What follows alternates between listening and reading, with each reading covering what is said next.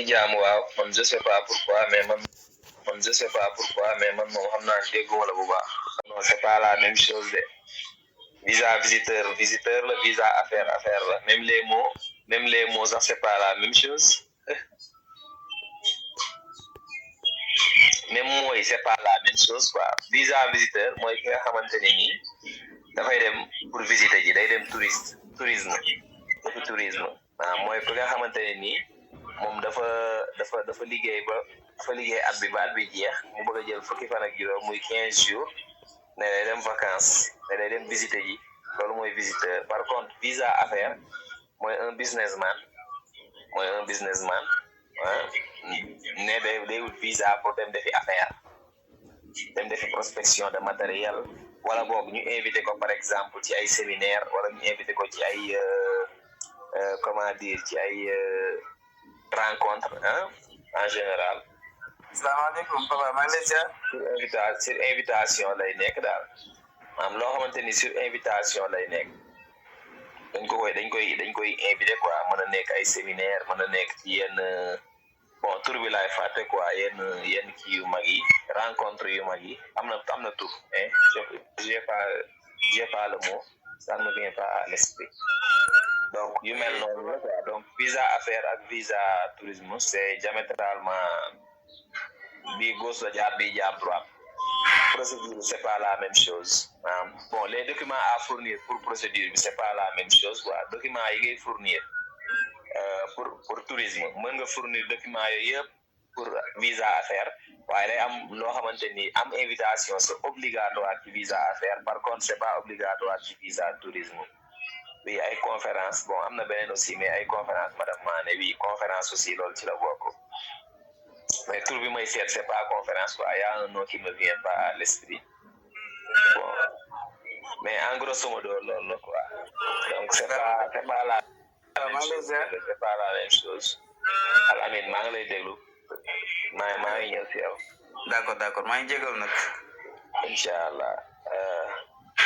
donc c'est pas la même chose quoi visa affaire ak visa tourisme visa affaire souvent këyit yi nga xamante ni moom nga soxla pour déposer kon souvent boo amee këyit yooyu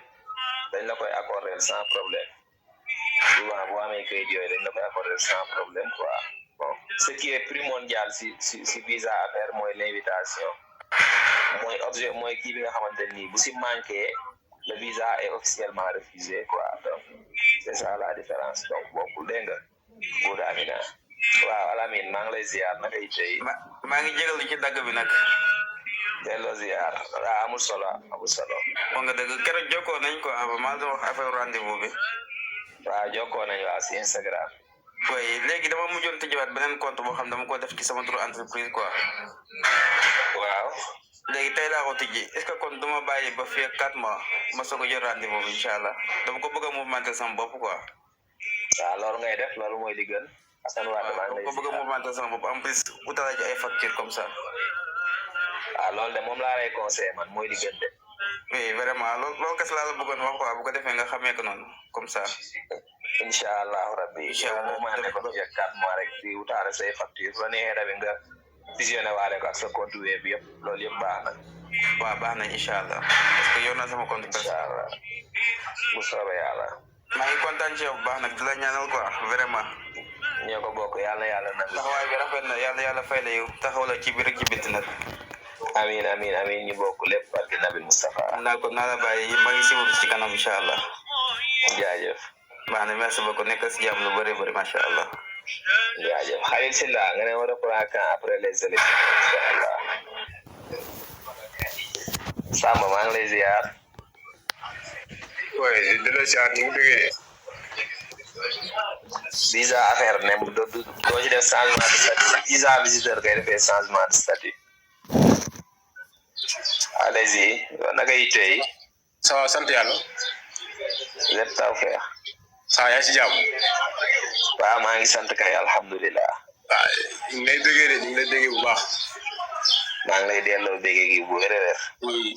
si man moom dama doon laaj quoi maanaam rendez-vous Canada bi quoi man échange yi man mooy suma problème quoi su nekkee sa problème ban type de visa ngay demandé ban type de visa ngay demander mais visa kii bi quoi travail. visa travail da nga am contrat de travail am naa contrat de travail oui. contrat lan la ouvert wala fermé non permis la permis. dañ la ko defaral fii wala depuis le Canada non Canada lañ ma ko defaral de. yónnee la ko waaw yónnee ma ko waaw. def nga demande beeg yëpp ba pare waaw def naa demande bi yëpp kay échange kay rendez-vous bi. demande bi foo ko defee demande bi fii laa ko defee nag. fan nga jaar pour def ko sama benn tons bu fi ne moom moo defaral demande bi quoi. parce que demande bi boo ko defee bu nekkee li tax ma lay laaj ndax def nga demande ba pare demande bi fi nga ko defee foofu ngay jaar pour jël rendez-vous quoi loolu warul nekk problème c'est que rendez-vous Canada moom xam nga li tax mënul nekk problème procédure bi boo ko defee ba pare da ngay dem ba egg fa ngay jëlee rendez-vous nga jël fa rendez-vous mu envoyé la email après nga jël dugg ci kii bi lien bi dem jëli rendez-vous warul nekk problème quoi. Ok d'accord. warul nekk problème mais bon après xam naa da ngay bàyyi ba bu nekkee amoo ko boo ko waxee moom am ko dem bi après nga contacté ma xool nooy def nga am rendez-vous. waaw ok man ndax mun naa am sa numéro après si kii bi quoi après abonné naa. sama Instagram man joxewuma sama numéro sama Instagram ngay dem abonné rek Papa Patriote. ok d'accord. Inshallah.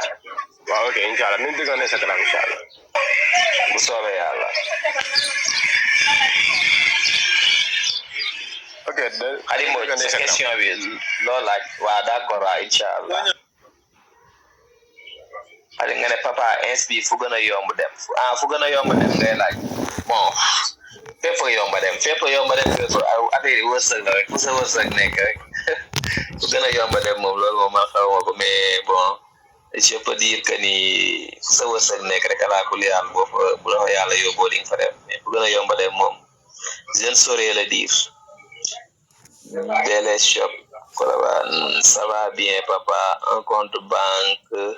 qui est 4 millions mais c'est pas mouvementé loolu baaxul compte banque bu am 4 millions te mouvementé wul baaxul mun ngaa justifier xaalis bi fan la jógee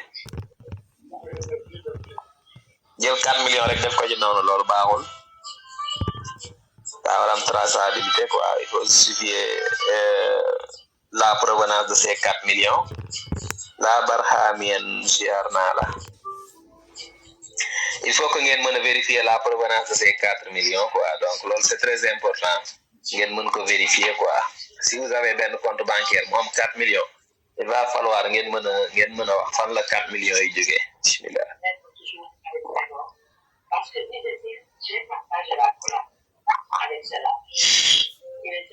Amadou Dieng nee na ma papa ak Papis comment mouvementé tuduma Papis de papa laa tudd mouvementé de xam nga bu dee ñu yor registre commerce ak NINEA mouvementé yoon bi ci gën yoon bi gën ci mouvementé jamono ji bu dee da ngaa yor registre commerce ak NINEA mooy nga ubbi compte bancaire entreprise par rapport ak li ngay liggéey mouvement yi nga fexe mu am rapport ak loolu entrée yi mu am rapport ak loolu par exemple bu nekkee ku mel ni par exemple da ngay jaay par exemple ay fer nga bëgg a dugal 300,000 da nga koy def comme entrée vente de fer boo defee sortie retrait nga def retrait comme achat de fer noonu loolu nga koy def boo yoree kenkaay mën nga ko def avec différents produits bu nekkee da ngay def petit commerce aussi maanaam doo dugal yenn somme yu nganda yi ay 500,000 mais ay 50,000 ngay dugal ay 25,000 ay 100,000 par rapport ak li ngay jaay nga justifier ko comme ay entrée ak ay sortie ba pare ngeen dem si infographie si ñu ci bari dañuy defar cachet am naa bu ngeen ko bëggee mun naa leen a boole ku leen koy defaral mu defaral leen facture ak cachet